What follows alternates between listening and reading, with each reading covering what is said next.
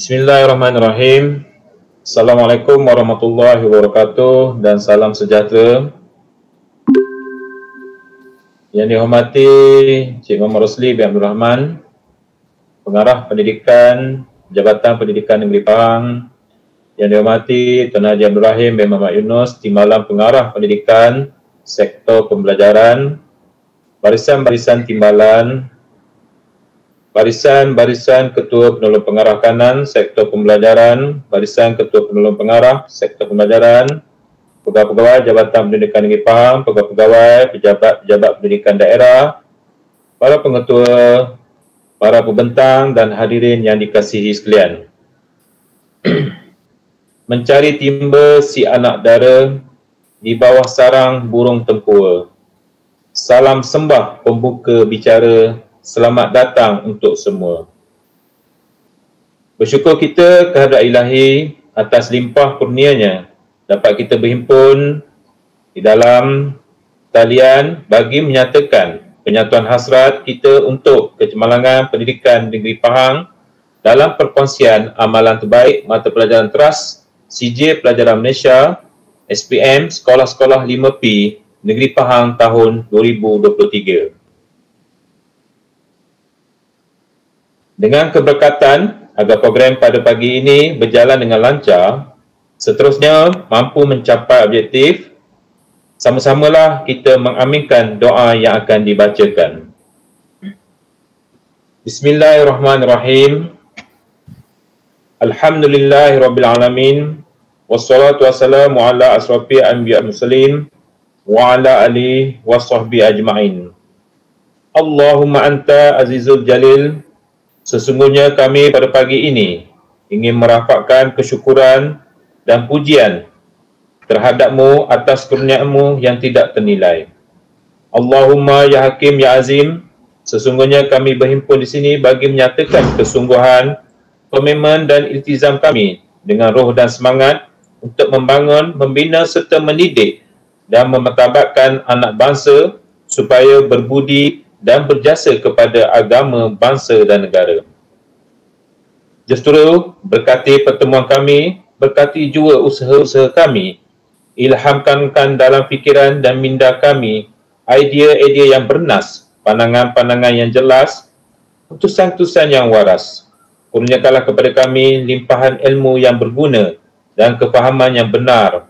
Satukanlah hati-hati kami, eratkanlah silaturahim di kalangan kami, pandukanlah tenaga dan usaha kami, memartabatkan pendidikan bangsa secara bersama demi mencapai kecemerlangan dan kegemilangan. Allahumma ya alim wa ya kabir, jadikanlah kami ya Allah dari kalangan hamba-hamba-Mu yang taat dan bersyukur. Jauhilah kami ya Allah dari melarangi perintah-Mu. Kurniakanlah apa kiranya ya Allah kepada kami kesihatan yang berpanjangan, kesejahteraan yang sempurna, fikiran yang waras, minda yang cerdas, rezeki yang halal, zuriat dan generasi yang beriman, serta segala kebaikan di dunia pun jua di akhirat. Wassallallahu ala sayyidina Muhammadin wa ala alihi wasallam. Walhamdulillahi rabbil alamin. Para hadirin yang dikasihi, program pengupayaan pemimpin pendidikan Pahang atau lebih dikenali sebagai 5P sememangnya amat sinonim di bibir warga pendidik di negeri Pahang ini. Apatah lagi, 5P merupakan sebahagian program utama dalam transformasi pendidikan Pahang TPP melalui 3 inisiatif. Pertama, inisiatif 3, peningkatan kualiti dan keberkesanan MLT. Inisiatif 4, peningkatan kualiti dan keberkesanan SLT. Inisiatif 8, memacu transformasi pendidikan. Maka oleh sebab itu, sudah semestinya demi kepentingan bersama, perkongsian amalan terbaik sudah semestinya menjadi sebahagian strategi untuk kita memajukan pendidikan di negeri ini. Hadirin sekalian, pergi ke kota beli selasih, sayang saudara buat halwa. Berilah kata simpulan kasih sulaman mesra satukan jiwa. Seterusnya, majlis dengan segala hormatnya mempersilakan Cikgu Ruhiada binti Ismail daripada SMK Sungai Koyan untuk membuat perkongsian amalan terbaik bagi mata pelajaran Bahasa Melayu Kertas 2. Dengan segala hormatnya, dipersilakan. Bismillahirrahmanirrahim. Assalamualaikum dan salam sejahtera.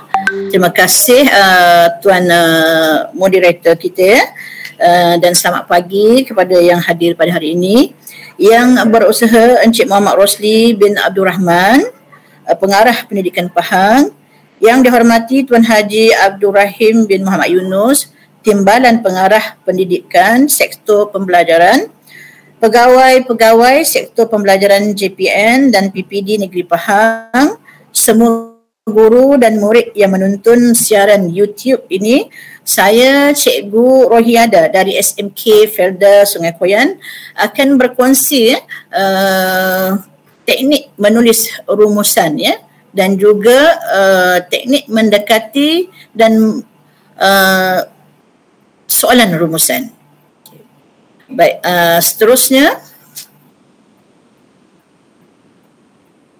Baiklah cikgu dan murid-murid, kita ketahui bahawa kertas 1, kertas 2 Bahasa Melayu SPM Format Baharu KSSM ini bahagian C, rumusan 30 markah Ini merupakan markah yang tinggi dan sangat mahal dalam kertas SPM, dan sepatutnya lah semua murid perlu menguasai dan juga mampu menjawab soalan ini dengan sebaik mungkin Okey, kalau kita katakan dalam DSKP ini merupakan 3.0 kemahiran menulis. Okey, baiklah.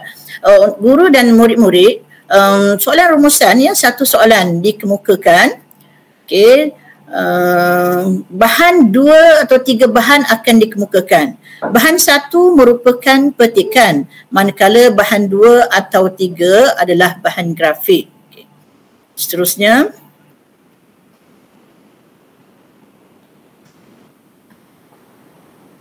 Okay.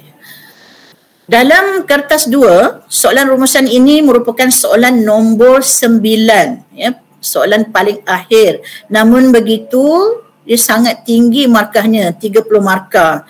Jadi saya selalu mengingatkan pelajar saya, jika gagal menjawab soalan ini, maka kita akan kehilangan 30 markah ataupun RM30. Ini suatu kehilangan yang sangat besar.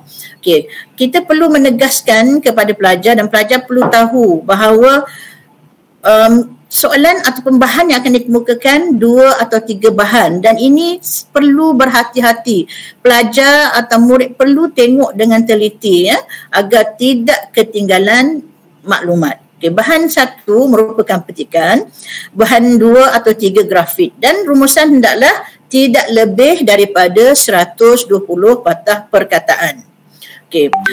Ini sangat penting pelajar, kerana jika anda menulis rumusan lebih daripada 120 patah perkataan, jadi kemungkinan besar murid-murid akan kehilangan markah penutup ataupun kesimpulan rumusan tersebut. 2 markah. Walaupun 2 markah, tapi ia sangat berharga dan cikgu-cikgu perlu tegaskan kepada murid-murid betapa pentingnya 2 markah ini.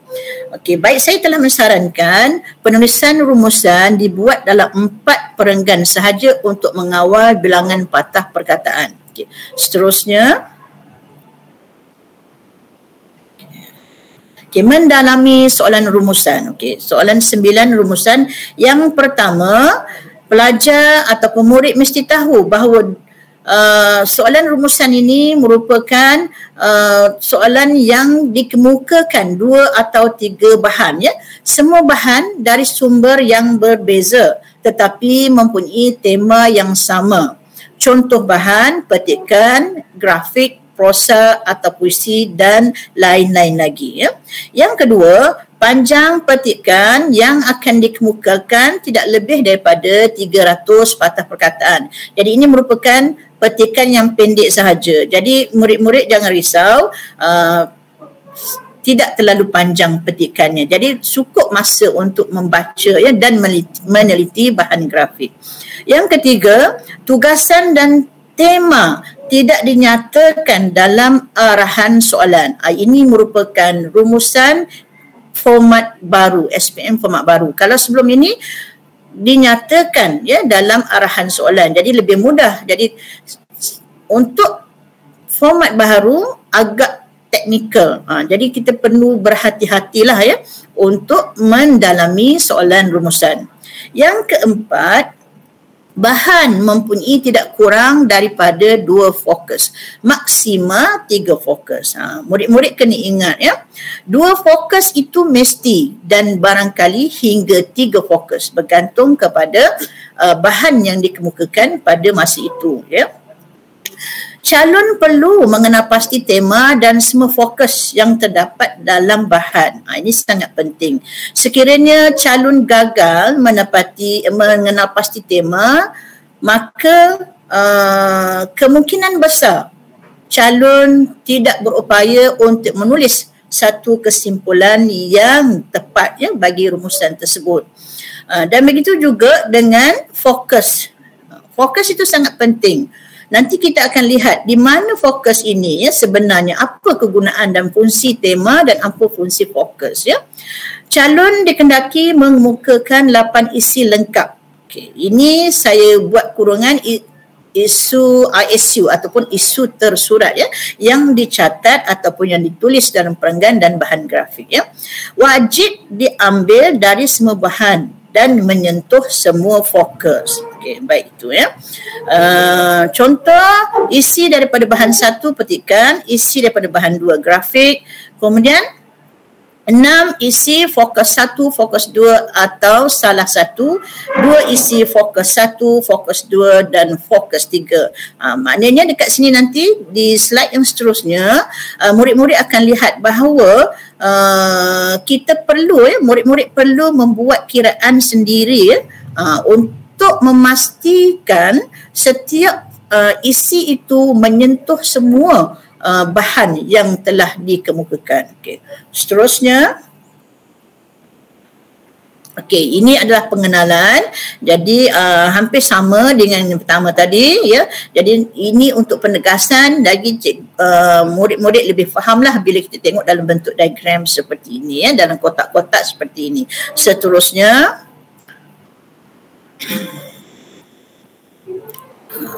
minta seterusnya. Okey, baik. Baik, kita tengok pemerengganan rumusan ya murid-murid.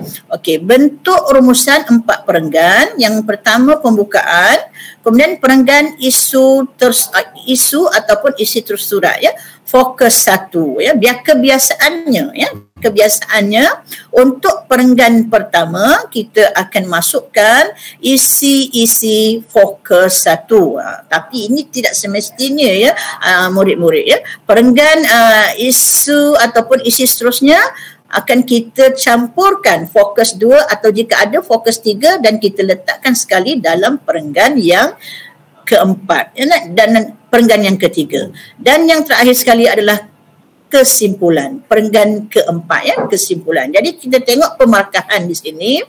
Okey, P1 pembukaan 2 markah. Jika murid berjaya menulis pembukaan dengan tepat, jadi murid layak menerima 2 markah ya. Perenggan kedua, perenggan ketiga, hadirnya isi-isi tersurat yang terdapat dalam bahan ya. Dan di sini keseluruhan markah adalah 16 markah. Jadi murid-murid kena ingatlah ya, tinggi ya 16 markah ni. Sekiranya gagal mendapat 8 markah, maka murid-murid sudah kehilangan ataupun kurang markah dari sini. Jadi kita tak boleh lawanlah dengan calon-calon yang boleh mendapat dengan tepat isi tersurat dan dia layak mendapat 16 markah ya. Perenggan yang terakhir iaitu kesimpulan 2 markah. Okey ya. Dan ini kita katakan sebagai isi secara keseluruhannya dan menghadirkan 20 markah secara keseluruhannya. Manakala 10 markah lagi adalah markah bahasa. Ini adalah hak pemeriksa. Namun begitu, murid-murid kena faham, markah bahasa ini bergantung kepada cara murid-murid menulis. Okey, ayat ya, mestilah betul dan gramatis ya, dan kurang melakukan kesalahan. Jadi secara keseluruhan 30 markah. Baik. Seterusnya, langkah merumus. Ini yang saya ingin tekankan di sini ya, yang perlu dipraktikkan ya, dan guru-guru perlu mengajarkan hal ini kepada murid-murid ya. Yang pertama, setelah kita mendapat bahan ataupun soalan rumusan, perkara pertama yang perlu dibuat ialah baca arahan soalan. Baca arahan soalan dengan teliti. Ini sangat penting dan cuba memahami ya. Yang kedua, baca petikan dan bahan grafik terlebih dahulu. Di bahagian ini kena hati-hati ya murid, kerana jangan cuai. Ada pada ketikanya bahan tu 3. Jadi kita dah biasa buat latihan di sekolah 2. Jadi kita lupa bahan ada 3 ya. Okey, baik. Yang ketiga, ini yang cikgu nak perkenalkan kepada murid-murid ya, buat tugasan rumusan atau ringkasnya TR. Apa tugasan rumusan itu? Selepas ini kita dalam slide seterusnya saya terangkan ya. Tentukan tema bahan. Okey, dalam tugasan rumusan ini kita mesti menentukan tema bahan ya. Okey, ini yang cikgu maksudkan tadi. Maksudnya apa kegunaan tema? Tema ini digunakan untuk menulis kesimpulan. Ayat kesimpulan. Nanti cikgu akan berikan contoh ya. Kemudian tentukan fokus bahan. Okey, setelah baca tadi yang murid-murid kena tentukan tema dan fokus bahan. Apa gunanya fokus bahan? Fokus bahan ini sangat penting, tujuannya untuk menulis pembukaan ya. Untuk menulis pembukaan rumusan dan juga untuk mencari isi-isi dalam petikan dan juga bahan grafik yang dikemukakan. Jadi murid-murid jika salah fokus, jadi tinggilah kebarangkalian untuk salah dalam menyenaraikan isi-isi rumusan ya. Okey.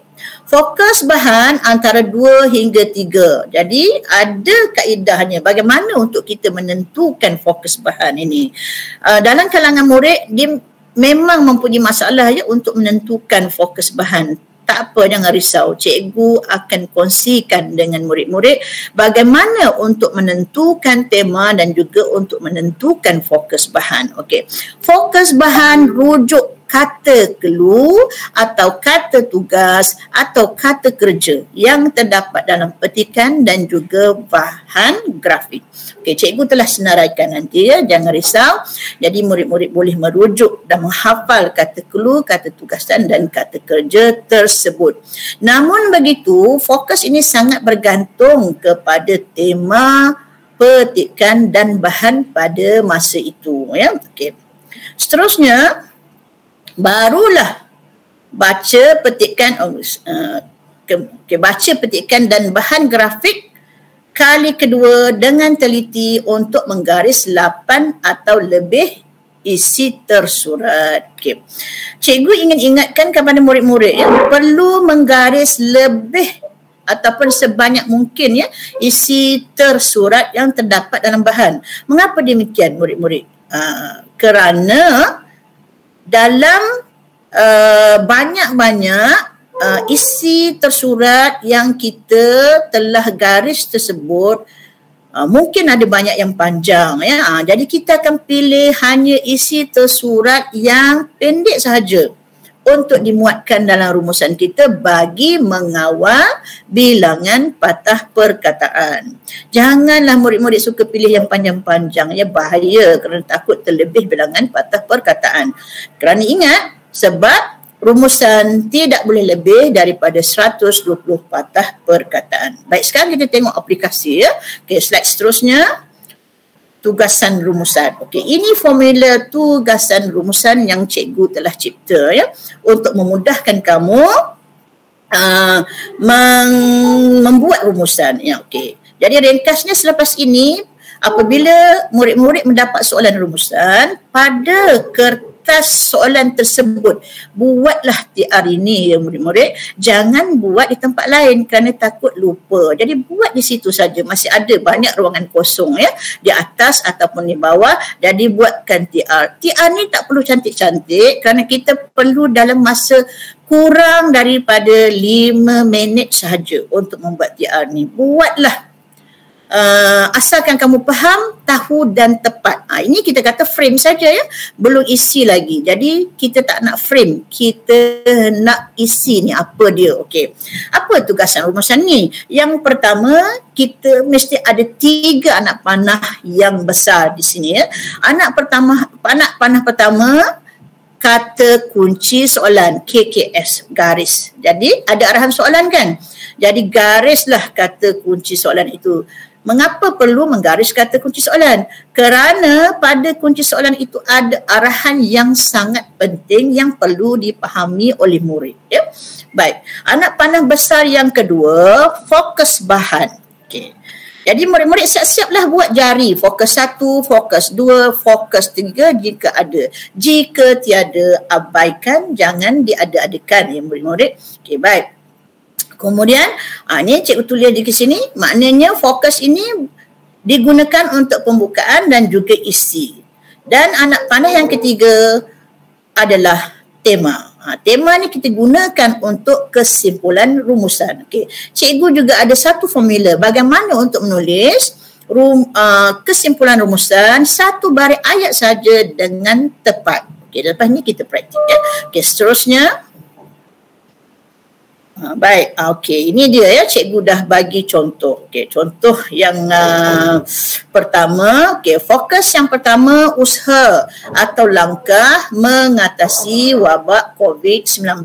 Bagaimana nak tahu usaha ni tadi, murid-murid? Cikgu pesan tadi, kita baca, teliti, kemudian kita rujuk kata clue, kata tugas dan kata kerja. Okey, nanti kita senaraikan ya. Kemudian fokus kedua, iaitu pengamalan norma baru. Okey, baik. Dan tema adalah COVID-19. Okey, ini adalah formula untuk menulis kesimpulan dengan tepat. Satu baris ayat saja. Baik, dalam ayat kesimpulan murid-murid mesti menyatakan tema, kemudian mesti ada cadangan ya berkenaan dengan tema tersebut. Dan yang ketiga, mesti ada kata hubung, agar atau supaya. Jadi pilih ya, murid-murid boleh pilih sama ada nak guna agar atau supaya. Dan setelah memberikan cadangan, mestilah ada kesan daripada cadangan yang telah kita nyatakan tadi. Satu baris ayat, nanti cikgu akan buktikan. Seterusnya, okay. Baik, okey. Namun begitu, ini perlu diingat ya. Setelah murid-murid membuat tugasan rumusan dan juga menggaris isi-isi tersurat dalam petikan dan juga bahan grafik, murid-murid mesti membuat kiraan isi yang tepat.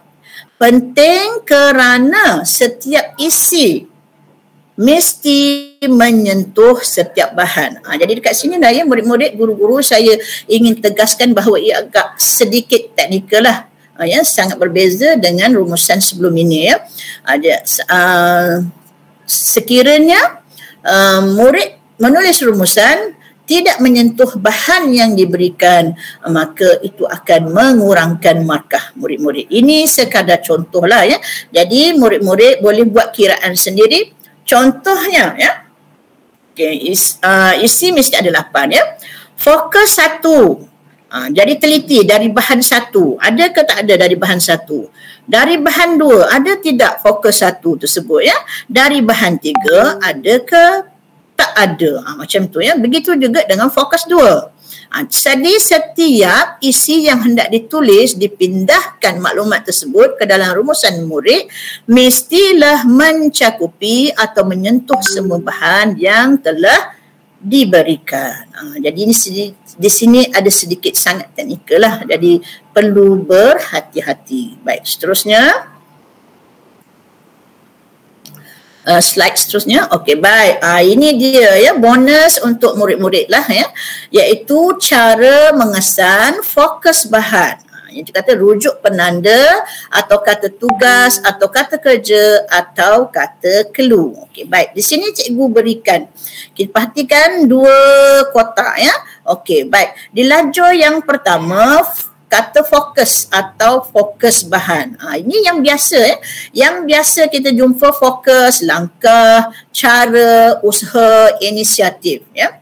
Jadi apakah kata tugas yang merujuk kepada fokus tersebut apabila kita baca dalam petikan atau bahan grafik? Okey, inilah senarainya ya, iaitu kita perhatikan kata tugas, kata kerja atau kata clue yang menandakan bahawa fokus bahan pada masa itu merupakan langkah, cara, usaha atau inisiatif. Iaitu perlulah, wajar, wajarlah, haruslah, mestilah, bolehlah, patutnya, diharapkan, diminta, telah, hendaklah. Ini antara clue kata. Ingat murid-murid, cikgu tegaskan ini antara clue kata yang boleh menjadi rujukan murid semasa membaca petikan dan juga bahan grafik. Okey. Senarai ini boleh ditambah ya murid-murid, guru-guru dia boleh tambah bergantung kepada petikan pada masa itu. Okey. Dan sudah semestinya lah ya dalam petikan sekiranya sudah terang-terang ada perkataan langkah atau cara atau usaha atau inisiatif, jadi sangat memudahkan murid, sudah tentulah fokusnya bahagian ini. Okey. Begitu jugalah seterusnya, fokus untuk punca, sebab dan faktor, clue kata ataupun kata tugas atau kata kerjanya yang cikgu senaraikan di sini. Pertama, kerana menyumbang kepada, mengundang natijah, pencetus, tercetus, didorong oleh, mendorong, terjadi akibat, wujud akibat, menyebabkan, disebabkan oleh, dan sudah sepastinya sekiranya perkataan ini jelas-jelas dinyatakan dalam petikan punca, sebab atau faktor. Baik, seterusnya, slide seterusnya. Okay. Jadi setiap lajur itu boleh ditambah ya murid-murid. Okey, baik. Ini yang fokus seterusnya, iaitu faedah, kebaikan ataupun kepentingan. Jadi apakah kata tugas, kata kerja atau kata clue yang perlu dirujuk oleh murid semasa membaca petikan? Okey, ini dapat, boleh, membolehkan, akan, mampu, menghasilkan, menjadikan, memberikan, impak, mewujudkan, sebagai atau berperanan. Begitu juga bahagian ini juga boleh dibawa ke sini dan lajur ini juga boleh ditambah mengikut petikan, merujuk petikan pada masa tersebut ya. Baik. Seterusnya yang terakhir, kesan, impak, implikasi, natijah. Jika fokusnya kesan, impak, implikasi atau natijah, apakah kata rujukannya dalam petikan? Ini dia ya, kebaikan atau keburukan, menyebabkan, menjadi, menjadikan, mendatangkan, membawa, impaknya, mewujudkan, dan juga boleh ditambah bergantung kepada petikan pada masa itu. Jadi murid-murid perlulah menghafal ini ya. Semasa latihan di dalam kelas atau di rumah, jangan segan-segan untuk buka nota ini untuk memahirkan kita ya murid-murid. Baik, seterusnya. Baik, ini kita buktikan ya tugasan rumusan kita tadi, ayatnya ya. Okey, menulis perenggan pembukaan. Contoh ayat pembukaan rumusan. Okey, tadi kita dah buat tugasan rumusan, kita dah masuk ya perkara-perkara penting dalam 3 anak panah yang kita buat tadi dan lagi 3 jari di hujung ya, iaitu baik. Kita tengok pendahuluan 2 fokus. Rumusan membincangkan kesan buruk pandemik COVID-19 dan langkah-langkah pencegahan untuk memerangi wabak ini. Jadi cikgu buktikan tugasan rumusan tadi, maknanya kita punya formula tadi yang kita praktikkan. Okey, ini ya. Okey, baik. Pendahuluan jika 3 fokus. Rumusan membincangkan kesan buruk pandemik COVID-19, langkah-langkah pencegahan dan gejala wabak ini. Okey, ini yang sekiranya 3 fokus ya. Okey, seterusnya, slide seterusnya.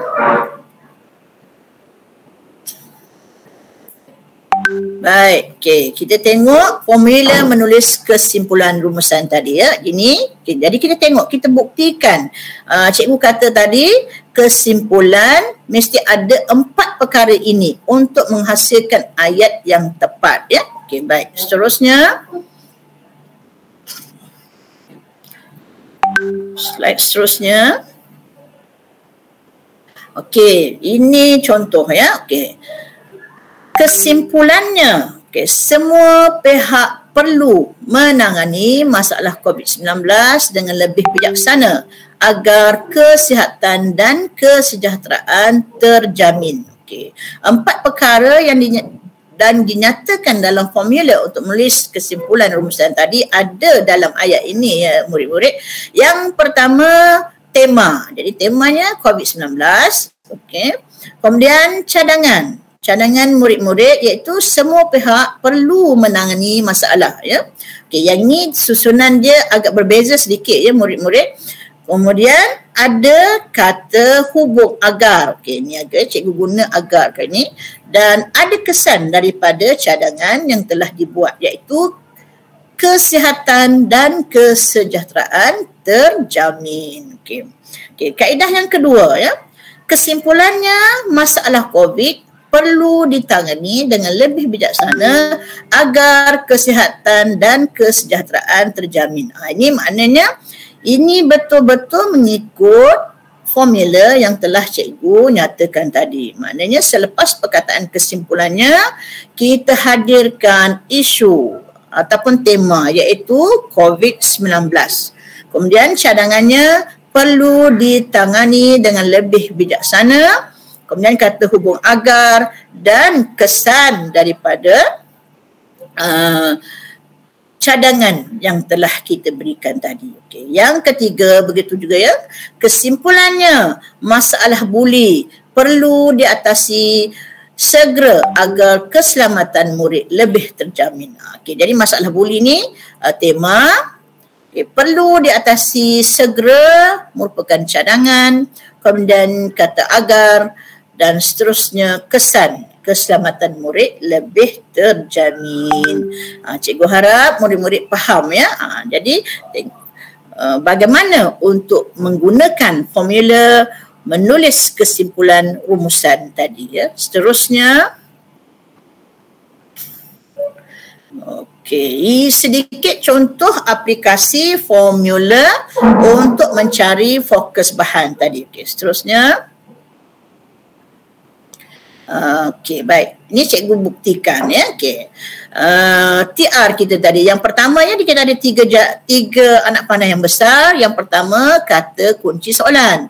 Okey, kata kunci soalan ni duduknya pada arahan soalan ini ya murid-murid. Okey, baca petikan dan teliti lirik lagu yang disertakan di bawah. Kemudian buat satu rumusan yang panjangnya tidak melebihi 120 patah perkataan. Anda digalakkan supaya menggunakan ayat anda sendiri tanpa mengubah maksud asal petikan dan bahan. Okey, kata kunci soalan, pelajar atau murid sila garis baca petikan dan teliti lirik lagu. Mengapa cikgu kata kena garis? Supaya kita tidak lupa bahawa kita ada 2 bahan di sini ya murid-murid. Pertama petikan, yang kedua teliti lirik lagu. Okay. Dalam kedua-dua bahan ini ada isi tersurat. Yang seterusnya, perkara dalam kata kunci soalan yang penting, buat satu rumusan yang panjangnya tidak melebihi 120 patah perkataan. Jadi murid-murid dikendaki membuat rumusan, bukan menulis karangan, dan panjangnya tidak melebihi 120 patah perkataan ya. Baik. Okey, jadi murid-murid terus membaca petikan dan mencari keluh kata atau kata kerja atau kata tugas untuk menentukan fokus bahan. Okey, jadi dalam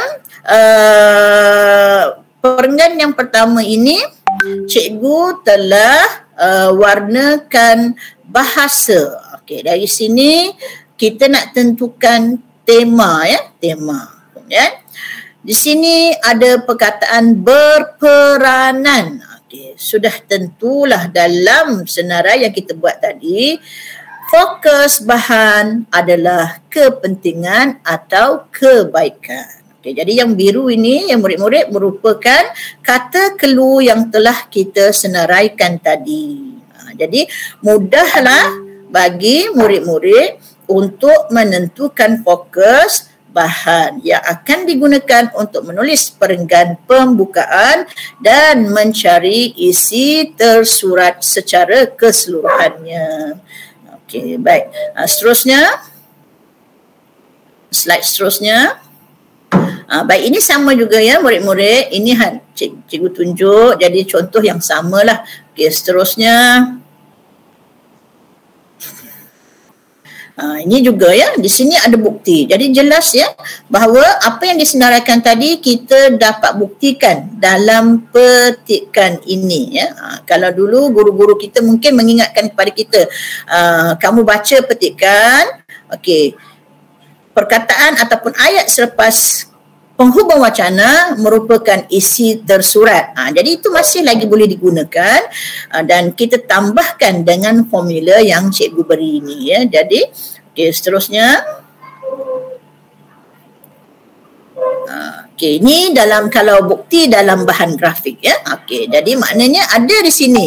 Apa yang kita senaraikan tadi, keluh kata tadi ada. Contohnya menjadikan, memupuk ya. Ini adalah merupakan usaha dan ini juga iaitu fokusnya adalah usaha. Jadi menjadikan dengan memupuk ini ada dalam senarai kita ya. Seterusnya. Baik.